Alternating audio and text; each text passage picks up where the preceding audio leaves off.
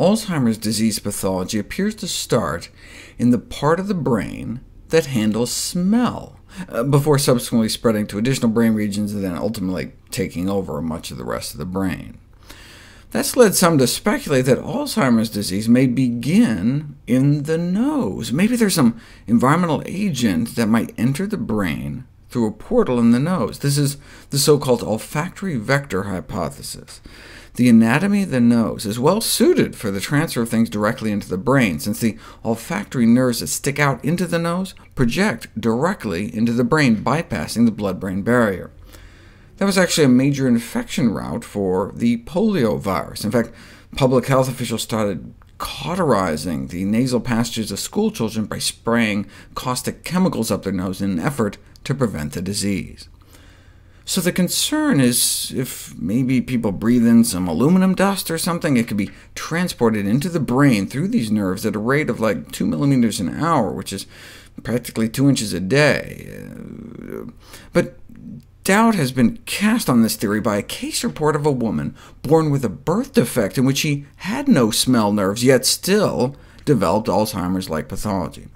And so to date, all the supporting evidence is really just circumstantial. It is clear, though, that changes in the sense of smell is among the first clinical signs of Alzheimer's, occurring during the preclinical phase, meaning before there's any noticeable cognitive decline. So maybe we could use these changes to predict or diagnose the disease. For years, researchers have been trying to find markers of brain illness hidden in people's ability to smell, using all sorts of fancy gadgets. Functional MRI scans can detect differences in brain activation in response to an odor, in this case lavender.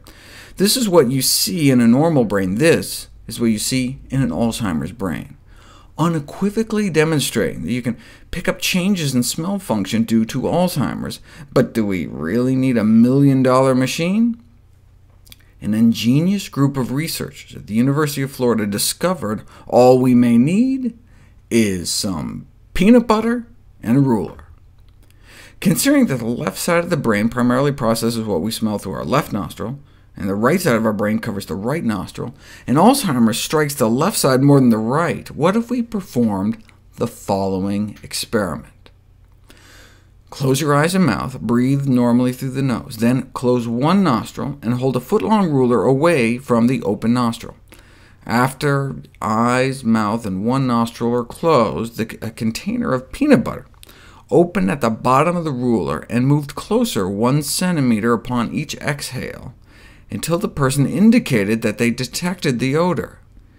Then they repeated the whole procedure again using the other nostril. In normal elderly controls, they smelled the peanut butter as soon as it came within an average of 18 centimeters, which is about 7 inches from either nostril. And in the right nostril of Alzheimer's patients, it's about the same, 7 inches, no difference.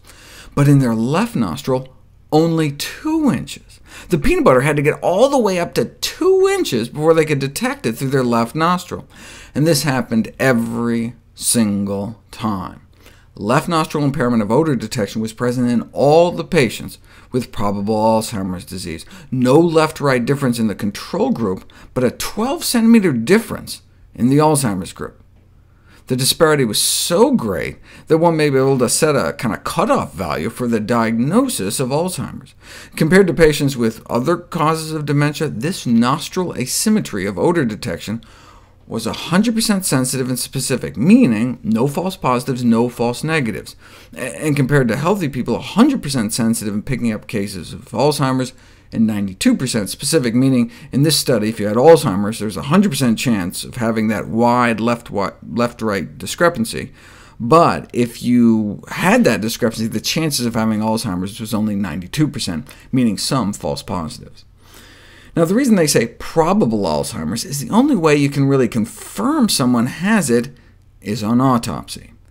Their current criteria for diagnosing Alzheimer's requires an extensive evaluation combined with fancy PET scans and spinal taps. All these tests are expensive and hard to get, can be invasive with potential complications, and on top of that are neither highly sensitive nor specific, unlike this quick, non-invasive, and inexpensive left-right nostril peanut butter odor detection test, which may make it an ideal instrument for the early detection of Alzheimer's disease.